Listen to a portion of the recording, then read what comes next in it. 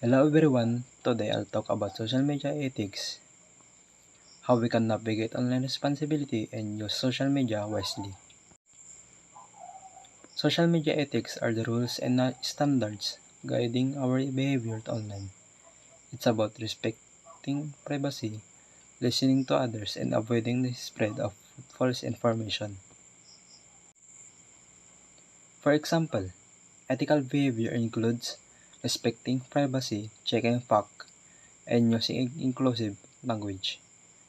Unethical behavior includes cyberbullying, spreading rumors, or sharing private info without consent.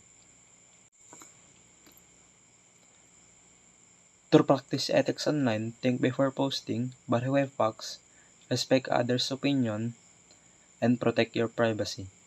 These small steps make social media safer and more positive for everyone. Thank you.